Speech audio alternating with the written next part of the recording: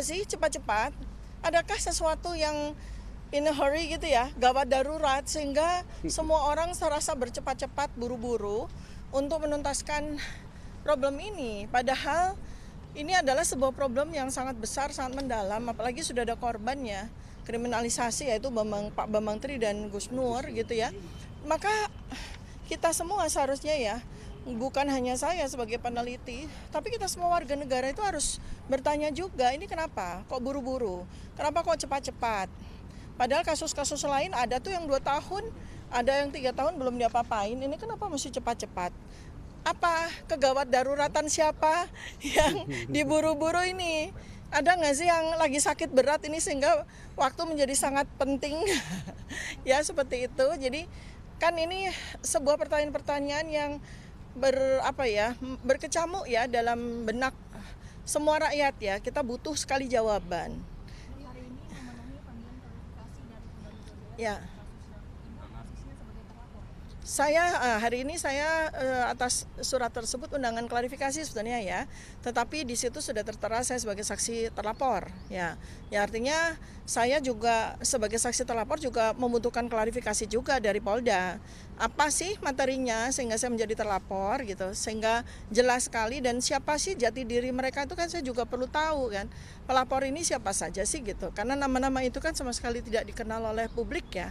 Jadi mereka ini siapa? Ya saya butuh. Terus yang lebih dari itu adalah polemik ini yang melibatkan 3 urusan dengan kepolisian, baik Bareskrim oleh TPUA ya maupun oleh Polda 2 kali ini ya, saya sebagai saksi waktu itu atas terlapor Insinyur Haji Joko Widodo gitu ya. Terus sekarang ini pelapornya ada 5 pihak. Itu kan sebetulnya muaranya adalah soal ijazah kan. Ijazah yang diklaim apapun itulah gitu ya. Mau diklaim asli, mau diklaim palsu begitu ya. Tapi yang jelas jati diri dari ijazah secara analog itu kan sampai dengan hari ini belum kita dapatkan. Seharusnya saya sebagai terlapor itu punya hak untuk melihat. Karena dengan itu maka diskusi menjadi jelas. Klarifikasi apa itu kan atas jati diri dari dokumen tersebut. Maka di sini saya juga akan minta kepada pihak pemeriksa untuk menghadirkan ijazah tersebut. Sehingga nanti habis itu diskusinya jadi jelas begitu kan. Tapi kalau tidak ya omon-omon aja nih jadinya sama. Ya pokoknya. Jadi keterangan terakhir seperti kemarin gelar perkara di mana saya dihadirkan di Bareskrim itu sebagai saksi ahli ya. Saya sebagai epidemiolog, sebagai orang yang sedang melihat inkonsistensi dan inkoherensi secara riset ya dari dokumen maupun perilaku yang bersangkutan, karena kan banyak yang konsisten dan itu adalah ruangan penelitian. Makanya saya dihadirkan di situ ya. Itu kan sebetulnya kita nggak bisa bicara panjang lebar dengan pendapat-pendapat para kuasa hukum maupun ahli kalau ijazah itu nggak ada. Sebenarnya itu materi kunci dari gelar perkara kemarin. Mana ijazahnya secara analog gitu kan. Karena pada saat Bareskrim memberikan konferensi pers waktu itu pun juga ijazah itu ya alih-alih analognya pun tidak dihadirkan, digitalnya pun juga versi fotokopi gitu loh. Ya kan? Jadi sebenarnya sama sekali tidak valid dari sisi yang disebut oleh Kapolri sebagai science based investigation.